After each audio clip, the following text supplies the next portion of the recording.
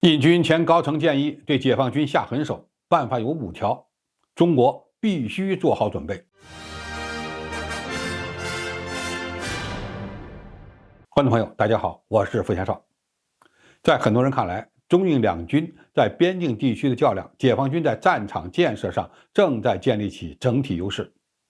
印度军队每一次挑衅，解放军都毫不手软地进行反击。印度人应该会记住这些教训。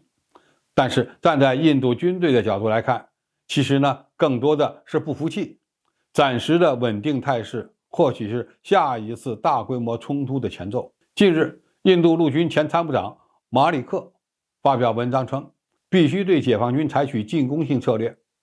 他还给出了5条建议。按照这位印度前陆军参谋长的说法，解放军在2020年4月将2个师转移到拉达克东部，并部分占领德普桑平原，还在班公湖和加勒万河谷建立军事优势。解放军目前在班公湖上造了2座大桥，并且在公路建设和营地建设上也处于领先地位。中印两军的17轮军长级会谈，在解决剩余问题上没有获得进展。印度军队希望中国军队能够从德桑普平原撤出，这完全就是痴人说梦。那么，印度人打算怎么解决印军的被动局面呢？马里克认为，首先，当前与中国签订的避免冲突的规则对印度军队不利。基于中印两军在1993年签订的协议，双方都不得在第一线开火，卷入冲突时只能进行肉搏、斗殴和混战。他认为，印军应该先不遵守这些规则。如果解放军不顾警告向印军阵地推进，印军就应该被允许开火。第二，他认为印军需要像中国军队一样，直截了当地给出实控线表述，避免解释不清楚而导致惨败。你也可以理解为，中国军队对领土有着明确的底线，而印度军队似乎并没有。印军想蚕食更多的中国领土，结果在发生冲突时，在舆论战层面会吃亏。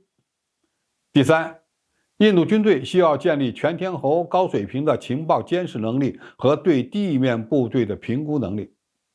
而2020年的时候，印军未能对解放军在拉达克东部的行动做出评估和反应。第四，印军要改变双重指挥机制，边防警察和军队都需要置于军方的作战控制之下。第五，印度必须向印军灌输进攻精神，要计划和准备利用高海拔山区地形，主动采取报复行动。